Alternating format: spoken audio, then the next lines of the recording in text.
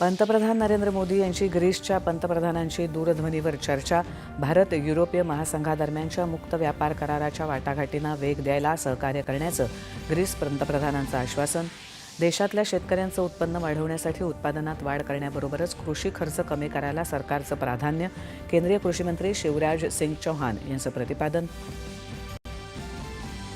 महाराष्ट्राला येत्या 8 वर्षात स्टील उत्पादनात पहिल्या क्रमांकावर आणणार. स्टील महाकुंभात मुख्यमंत्र्यांनी व्यक्त केला विश्वास. 80,000 कोटींच्या करारांवरही स्वाक्षऱ्या.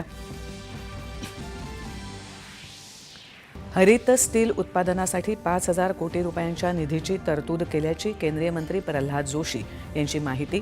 2030 पर्यंत देशात 300 अब्ज पोलाद उत्पादनाचं ठेवलं उद्दिष्ट. यंदाचा आयुर्वेद दिनाचा मुख्य कार्यक्रम गोवा इथे. आयुर्वेद लोकांसाठी पृथ्वीच्या कल्याणासाठी अशी या वर्षीची संकल्पना. आयुष राज्यमंत्री प्रतापराव जाधव यांनी दिली माहिती. इंद्रायणी नदी प्रदूषणमुक्त करण्यासाठी 2 मलनिस्सारण प्रकल्पांना राज्यस्तरीय तांत्रिक समितीकडून मंजुरी. मुख्यमंत्र्यांची माहिती.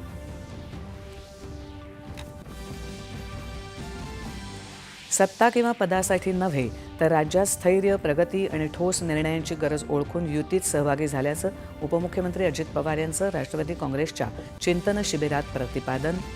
क्रोएशिया इथे सुरू असलेल्या जागतिक कुस्ती अजिंक्यपद स्पर्धेत महिलांच्या 53 किलो वजनी गटात भारताच्या अंतिम पंघालनं पटकावलं कांस्य पदक.